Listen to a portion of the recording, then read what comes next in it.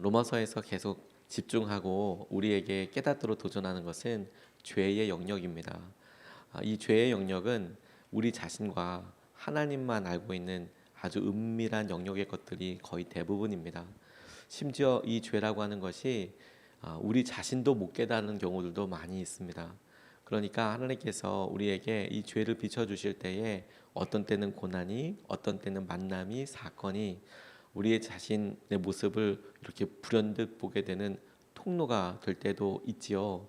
이 복음을 통하여서 하나님께서 우리에게 이야기하시고 말씀하실 때에 꽤 오랜 기간 동안 꽤 오랜 분량을 바울은 율법에 대해서 자세하게 설명하고 있습니다. 하나님께서 예수 그리스도를 통하여 이루어진 완전한 복음, 그 의의 소식에 이르기까지 오랜 기간 동안 하나님께서 사용하셨던 율법이라는 것을 먼저 충분히 이해시키고, 그리고 그것에 대해서 우리가 놓치고 있는 바를 계속해서 보도록 도전하고 있습니다. 그 일을 통해서, 그 과정을 통해서 우리가 죄인지 모르고 살아가고 있는 것들을 계속해서 질문하도록 이끌어가고 계세요. 죄를 깨닫는 과정이 참 쉽지가 않습니다. 어렵습니다. 우리 자신에게 있어서 마음이 참 어려워요. 마치 사람들 앞에 우리의 부끄러운 부분을 다 보여주는 것 같고, 많은 사람들 앞에 벌거벗은 모습이 드러난 것 같은 느낌이 들 때도 있습니다. 나만 알고 있을 때는 그냥 그렇게 지나갔는데, 그게 하나님은 이미 계속 보고 계셨고, 심지어 다른 사람도 그렇게 보고 있었다라는 것을 깨닫게 되는 게 쉬운 일은 아니죠. 그런데 이게 영적인 유익이 있습니다. 우리가 주님과의 관계와 영적인 삶에 있어서는 굉장히 중요한 기준점이 돼요. 거기서부터 출발해서 다시 시작할 수 있고, 다시 쌓을 수 있고, 든든한 반석 위에 쌓아나가는 믿음이 거기서부터 시작될 수 있습니다. 우리의 죄, 우리의 연약함이 하나님의 약속, 은혜와 만나는 자리, 그곳이 주님께서 우리에게 보게 하시고 만나고 싶어 하시는 자리예요. 율법에 대해서 명확하게 우리가 설명을 조금 더 할 일이 이제 차차 다가오겠지만, 율법을 통하여서 하나님께서 하시는 선한 일에 대해서 오늘은 두 가지로 같이 붙잡고 싶습니다. 첫 번째로 우리가 주목하고 싶은 것은 참으면서 선한 일을 힘쓰는 것에 대해서 우리가 오늘도 서로 도전하고 붙잡고 싶습니다. 7절 말씀, 8절 말씀을 보면 참으면서 선한 일을 하여 영광과 존귀와 불멸의 것을 구하는 사람에게는 영원한 생명을 주시고, 이기심에 사로잡혀서 진리를 거스르고 불의를 따르는 사람에게는 진노와 분노를 쏟으실 것입니다. 이렇게 말씀하고 계십니다. 우리가 주님을 바라보며 하는 선한 일들을 주님께서는 잊지 않고 계세요. 그것을 다 기억하고 계십니다. 우리가 하는 일의 목적을 살펴보고 주님의 영광이 드러나기를 기도하는 것이 참 중요하겠다라고 생각하게 됐어요. 주님은 우리의 삶에 영원한 생명을 주시는 분이실 뿐만 아니라 또한 영원한 삶을 주시기를 원하시는 분이기도 하십니다. 구약의 사람들에게 그러하듯이 예수님의 사람들에게도 그러셨듯이, 예수님 주위에 있는 사람들에게도 그러하셨듯이, 주님은 선한 의지로 끊임없이 우리를 이끄시고 인도하시기를 원하세요. 우리가 그것에 마음을 맞추고 주님께서 하시는 일을 우리가 함께 보고 나아갈 수 있으면 좋겠습니다. 어느 분이 유학을 하는데 알프스가 유명하다고 하니까 알프스 산을 등정하게 됐었답니다. 날씨 좋은 날을 따라서 이렇게 등장하다 보니까 산 꼭대기쯤에, 정상쯤에 도달할 때 그 바로 앞에 십자가가 이렇게 하나 있더래요.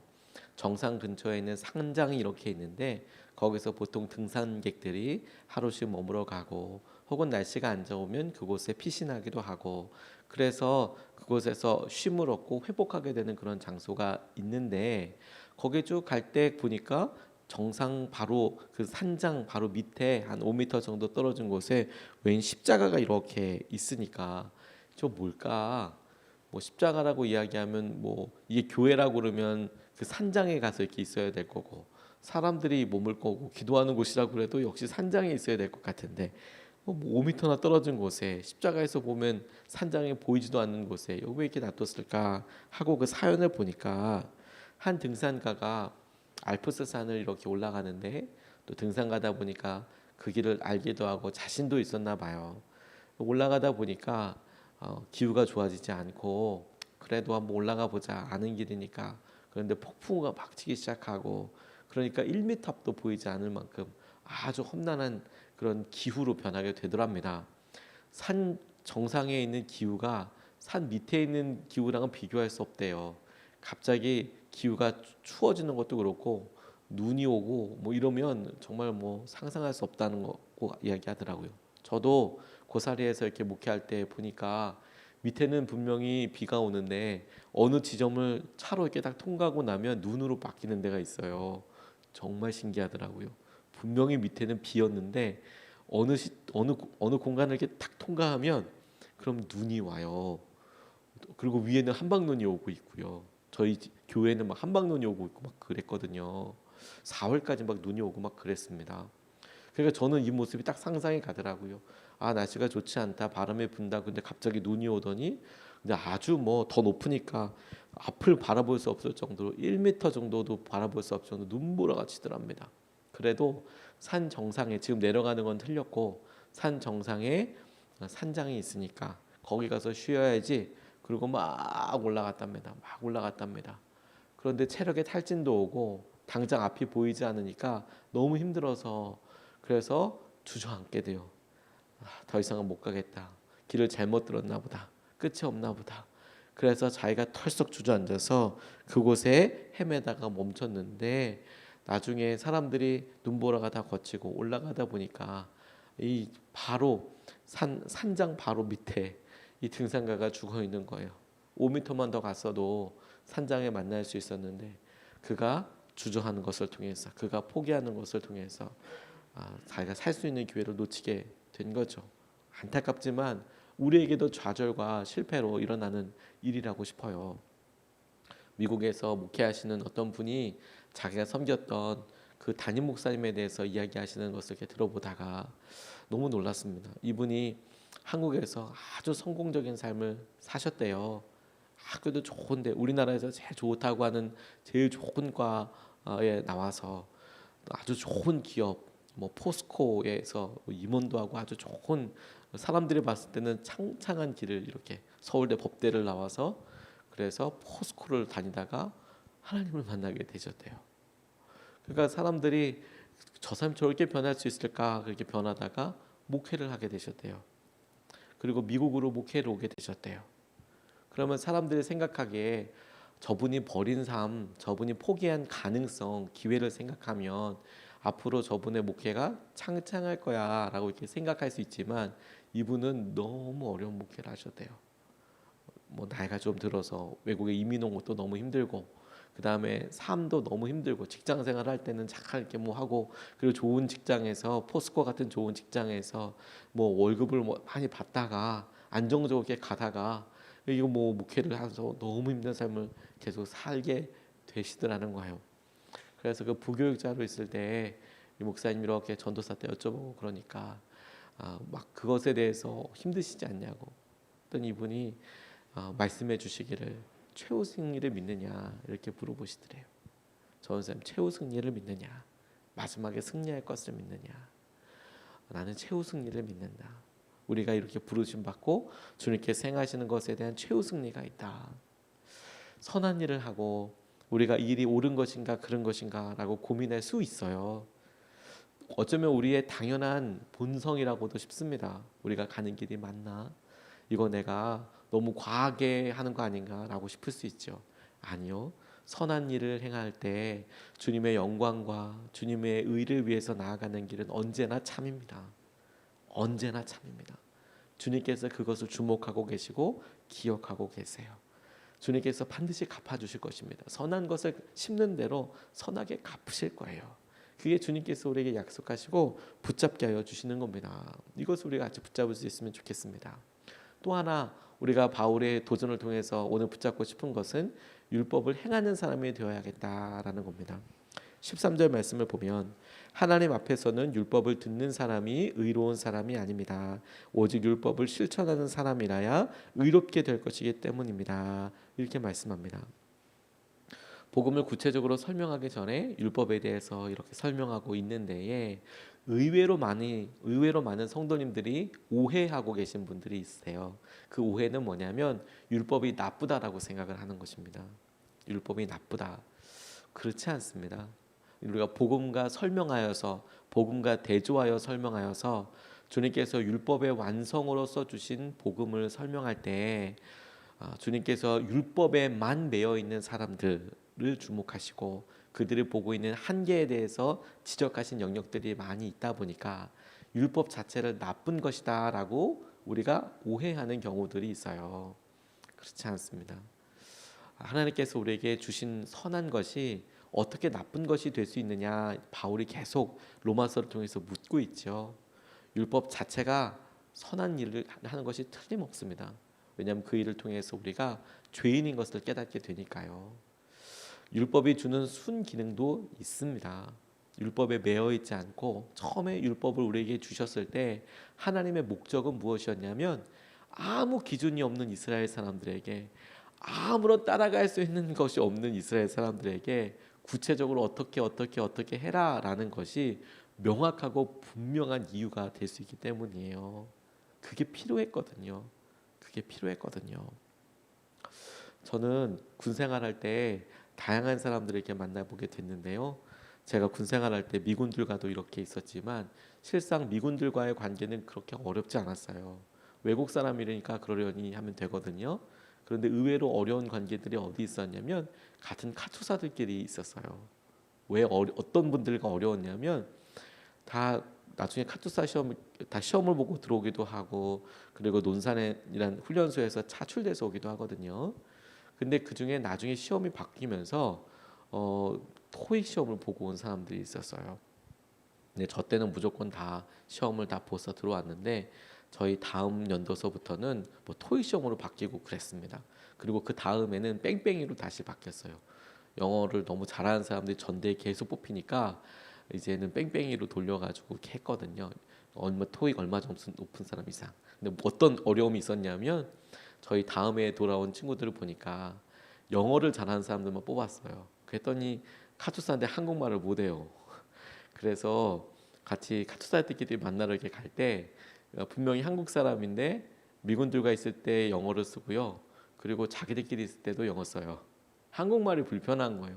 한국말 잘 못 알아듣는 거예요.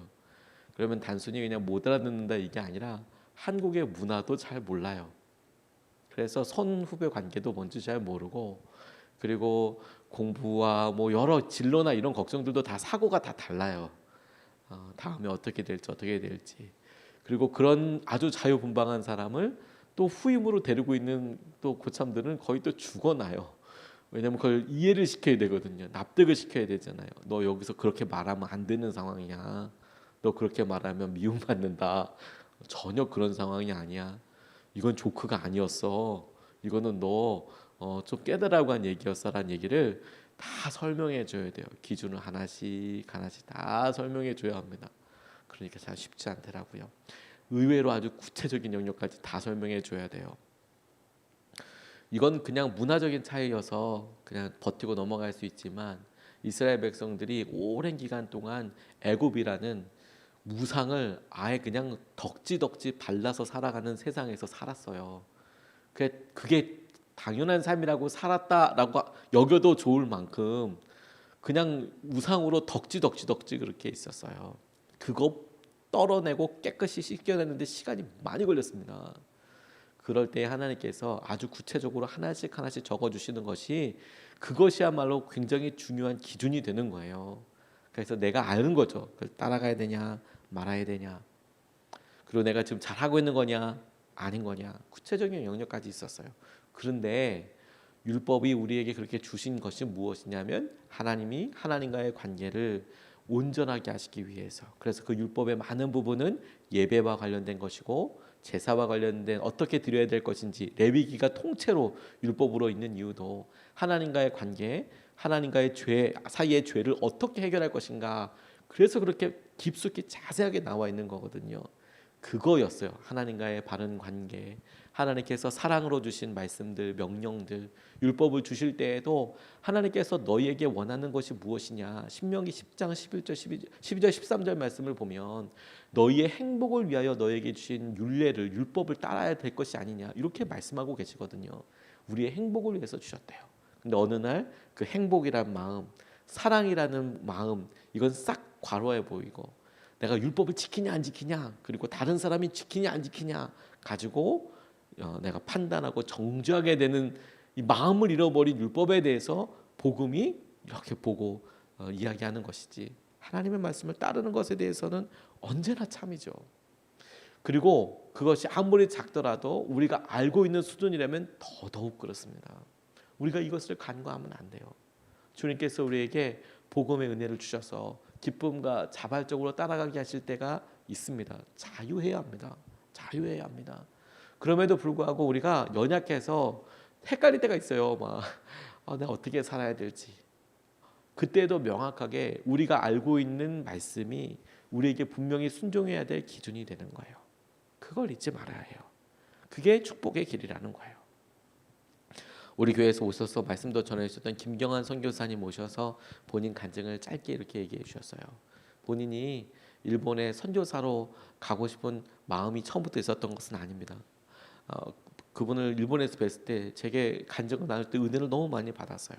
자기가 이름도 바꿀 생각을 하고 있다고, 아예 일본으로 귀화해서 일본 사람들한테 복음을 전할 수 있는 일에 쓰임 받을 수 있으면 좋겠다, 이렇게 말씀하시는데, 복음 전하시다가 뭐 아내가 이 속에 다 탈나서 수술하셨던 얘기, 뭐 이런 놀라운, 어떻게 저렇게 사역을 하시 싶은 일들이 많으셨어요.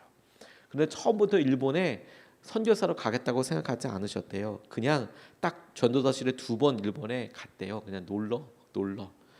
선교사로서 준비는 하지 않고요. 그래도 놀러 간다고 이야기하지만 그래도 선교처럼 이렇게 가기도 하고 별 생각 없이 일본에 간 거였거든요. 근데 그곳에서 이용규 선교사님을 만나게 된 거예요.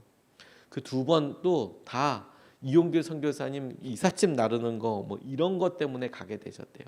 그리고 나머지 시간은 놀고, 짐 나눠드리는 거, 한국에서 가야 되니까 이제 같이 가서 간 건데요. 1994년에 처음으로 일본을 갔는데 이용규 목사님이 함께 사역하자는 말을 하시더래요. 되게 당황스러우셨다 하더라고요. 그래서 다들 그렇듯이 기도해 보겠다라고 말씀을 드렸답니다. 그리고 그것은 정중한 사양의 표시였대요. 기도해 보겠다라고 말하고 기도는 하지 않으셨대요. 한 6개월 정도 지나고 나서 그래도 선배 목사님이 같이 사역하자고 얘기했으니까 전화해서 안부 전화하면서 못 갑니다, 누구 뽑으셨습니까? 6개월 정도면 누구 뽑았겠지 싶어서 전화를 예우 차원에서 드렸대요. 그랬더니 세상에 빨리 오세요, 이런 이야기를 하시더라는 거예요. 전혀 준비가 안 된 상태인데. 근데 자기도 모르게 그 말에 예라고 대답하더래요. 하이라고 이렇게 대답하더래요. 너무 놀랐답니다. 가서 해야 할 일 생각하니까 대답해놓고 생각하게 됐대요. 가서 뭘 하지? 공부하면 좋겠구나, 이런 생각이 드셨대요. 그래서 가서 내가 가서 일본에 가서 공부하고 개척교회고, 그러면 내가 파트타임으로 거기 있고 주중에는 공부하고 알바해서 생활비도 벌고 그래서 살면 되겠다, 이렇게 생각을 하고 가셨대요. 근데 들어가서 첫 번째 만날 때 목사님이 간절히 기도해 주시더니 전도사님한테, 김경환 전도사님 당시에 전도사님한테, 전도사님 전임이시지요? 이렇게 물어보시더래요. 그러니까 계속 출근하실 거죠. 월요일서부터 계속 출근하실 거죠. 자기는 지금 파트로 할 거 계획도 다 세우고 학교도 다 알아보고 이렇게 느낌으로 왔는데, 알바해서 이렇게 살 생각했는데, 그런데 전임이라는 말에 자기도 모르게 예, 하이 이렇게 대답했대요. 그리고 24년 동안 일본에서 사역하셨대요. 그런데 자기 인생에 2번 정말 잘한 일이라고 한다면, 내가 아는 대로 내가 질문 들었을 때 하이라고 대답한 것, 아멘이라고 대답한 것, 그게 놀라운 통로이고 축복의 길이 되셨다. 저는 그게 되게 울림이 되고 그렇더라고요. 여러분, 우리가 복음의 능력과 영광을 잘 알죠. 그리고 그 복음의 능력을 깨닫기 위해서 여전히 우리에게 많은 도전들이 있습니다. 말씀의 축복들이 있습니다. 오늘도 우리가 그 길을 따라가기를 축복합니다. 하나님께서 하시는 말씀을 따라서 하나님의 은혜에 범주하는 있기를 주님의 이름으로 축복합니다. 2가지 말씀을 같이 나눴습니다. 하나님께서 우리에게 참으면서 선한 일을 하는 일에 주목하고 계세요. 2번째로, 우리가 율법을 행하는 사람, 듣는 사람은 의로운 사람 아닙니다. 행하는 사람이 의로운 사람입니다. 우리가 이 말씀을 붙잡고 2번 나눠서 같이 기도하겠습니다. 첫 번째로,